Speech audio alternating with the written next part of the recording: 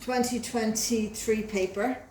You have your graph, okay, and you're asked to get G 1.5. So you go to 1.5 on your X line, which is over here, and you draw a line up and over, and you'll find out that it's 2. Okay, so G 1.5 on your graph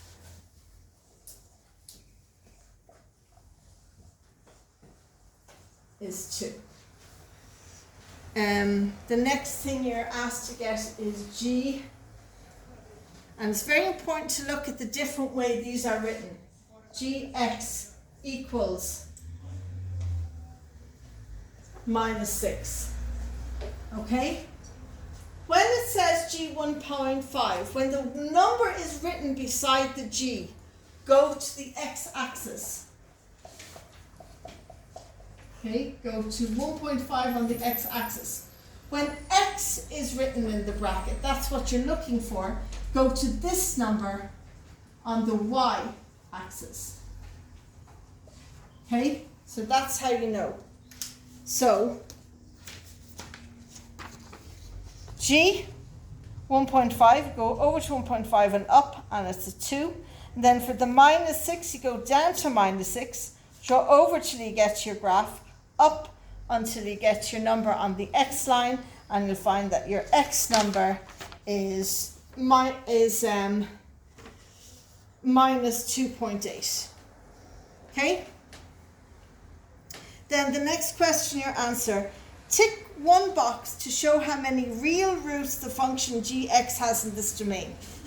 That's really easy. The real roots means how many times does it cross over the x-axis?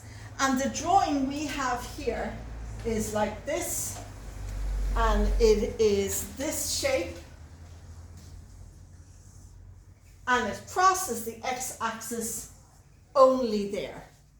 So it has one real root. If you had a shape like this, that has 2 real roots. If you have a shape like this, that has 1, 2, 3, 4, 5 real roots.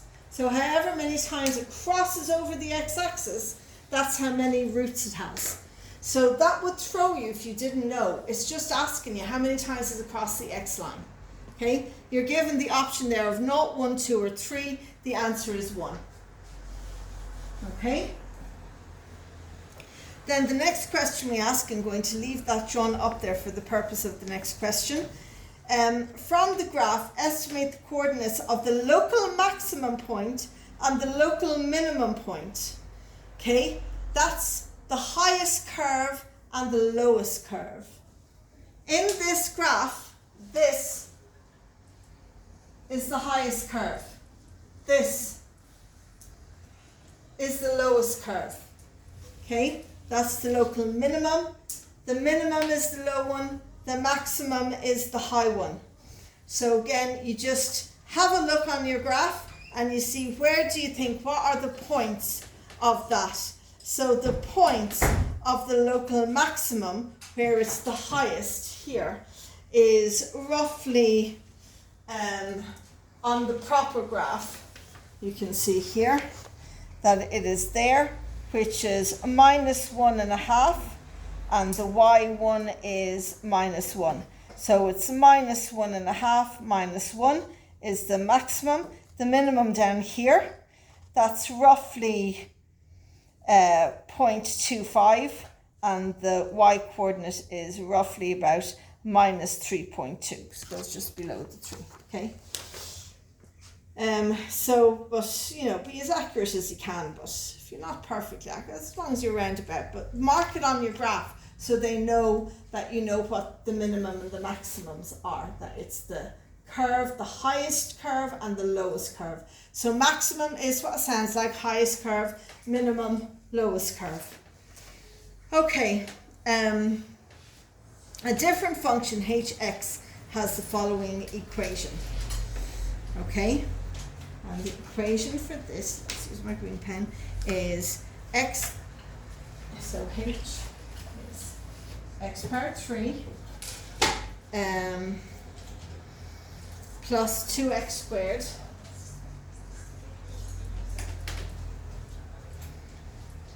minus x minus 8 minus x, that should be, sorry, minus x minus 8, and they want you to find the h dash, so the dy dx, basically the derivative of it. So get your h dash. Okay, so remember the little number multiplied by the big number, and if there's no big number, it's 1. So that's a 1. So 3 multiplied by 1 is 3, and take one number from the little number, so it's 3x squared, plus 2 by 2 is 4, take away one of the x's, so it's 4x, and then they're gone because they have no numbers beside it. Oh no, that's 1. 1 by minus 1 is minus 1 with no x, and the 8 is gone.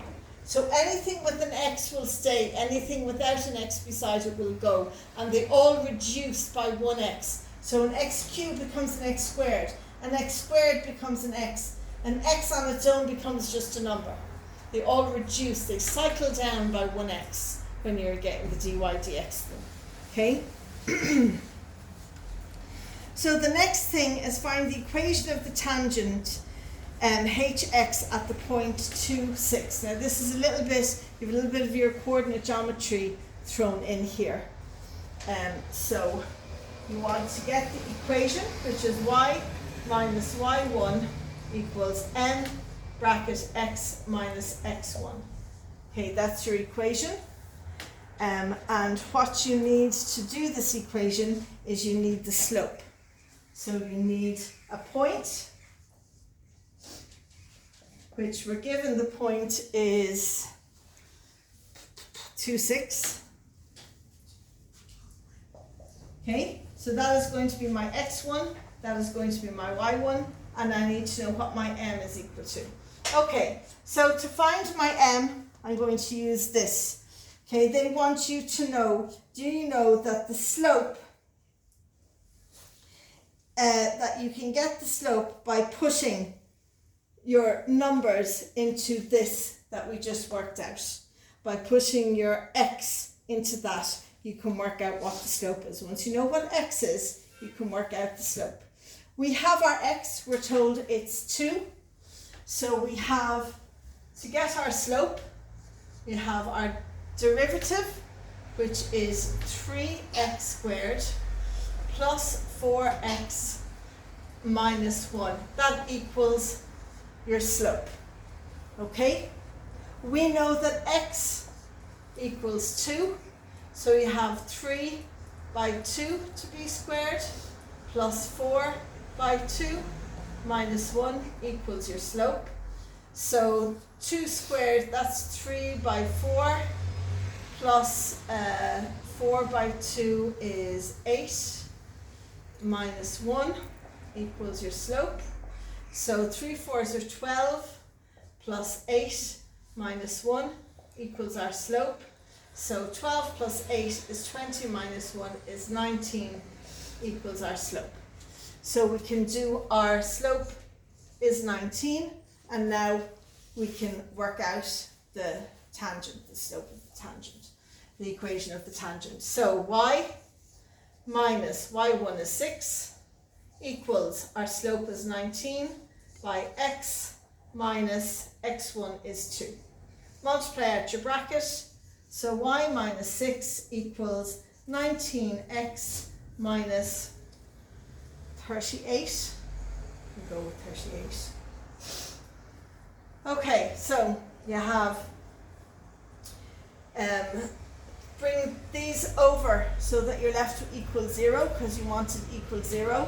So subtract 19 x's from there, subtract 19 x's from there, subtract 38 from there, subtract 38 from, add 38 there, add 38 there, and you end up with minus 19x plus y plus 32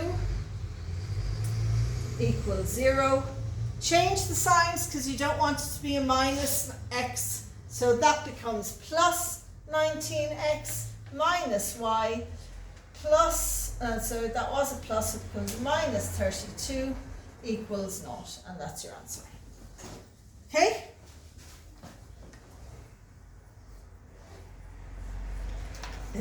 Okay. That's the equation of the tangent. And it's question 8. So question 8, part A.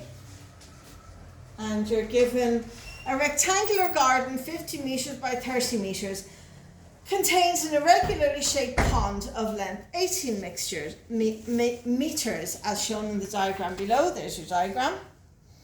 Okay. First of all, find the area of the whole garden. So the area of the whole garden is your 50 by 30. So the area of the whole garden is 1,500 metres squared. Do not forget to put in your squared its area. The width of the pond is measured in intervals of 3 metres, starting at the right hand edge of the pond. These measurements are given on the diagram, correct to the nearest metre. Use the trapezoidial rule and the measurements above to work out an estimate for the pond. Well, the trapezoidal rule you will find somewhere. Let's see.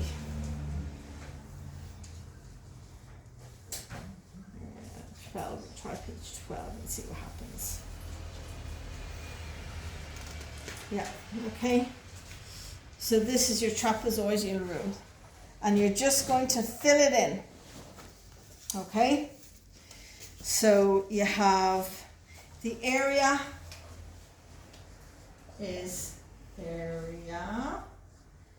h over 2 multiplied by y1 plus y2 plus y, should be the last one, plus yn plus yn plus 2 times y2 plus y3 plus y4, on and on and on to yn minus 1. And then that's all enclosed in bigger brackets. Again, our calculator is going to do all the work here. We're going to fill this in. Okay, so here,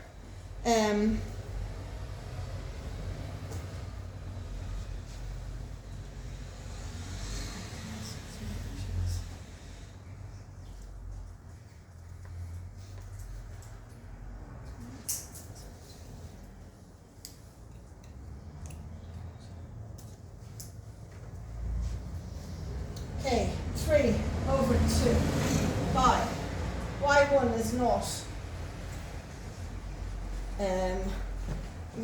Yn is 2.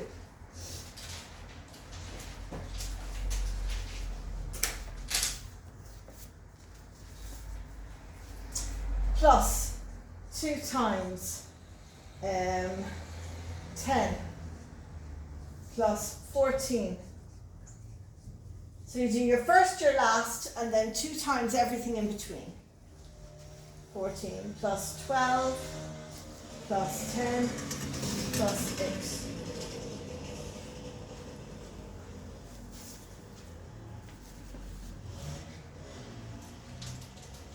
And when you multiply all of that out, you put that straight into your calculator, just put it into your calculator, and you get 165 meters squared. Okay, so trapezoidal rule, all you need to remember is how to use it. So the start of your diagram, here, so you can look at your diagrams, start your diagram, that is your y1, the end one, that's your yn. If it goes like that to a point and there's no measurement, it's 0, and then all of these in between get added up and multiplied by 2.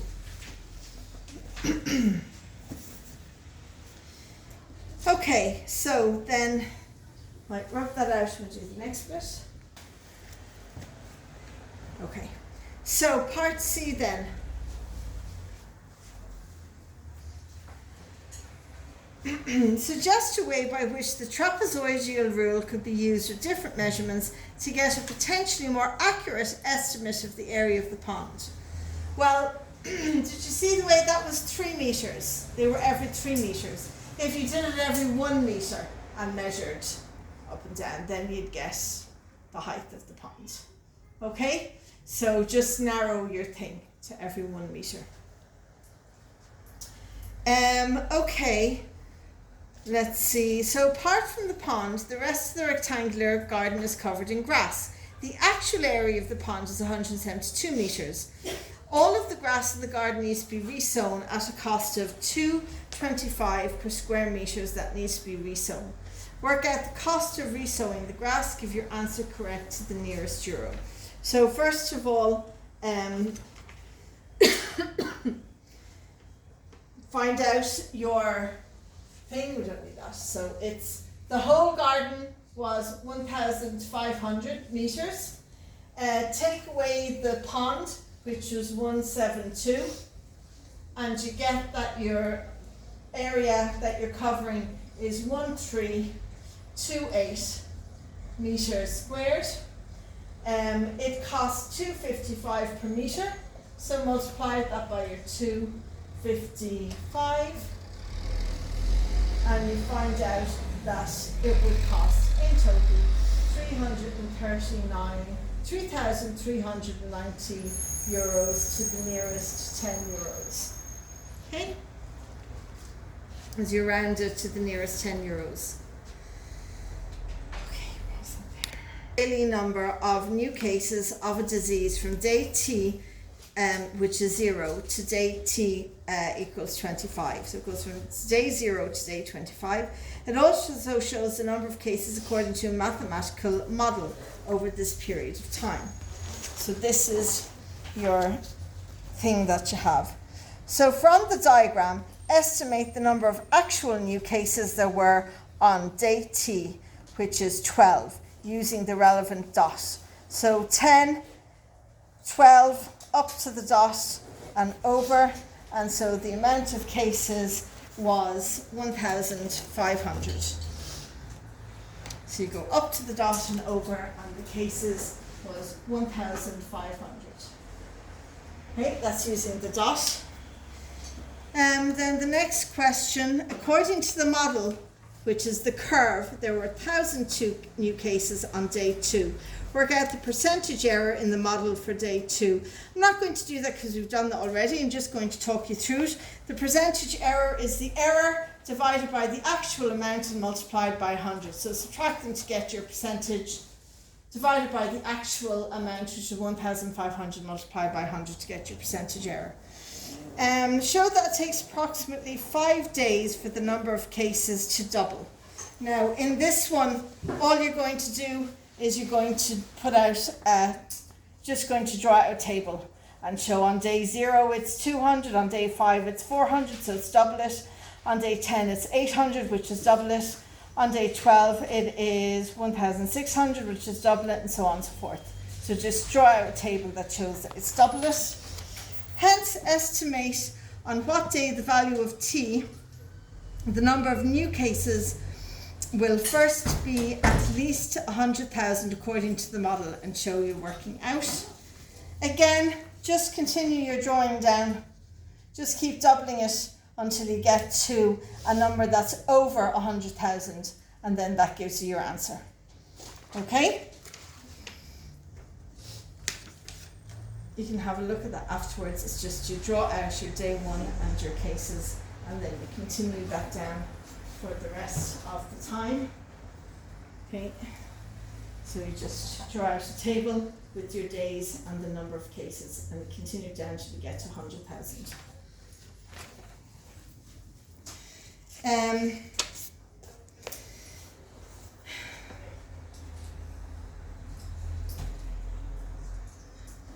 So then just draw a graph. Using your numbers, just draw a graph with the numbers you have. Okay?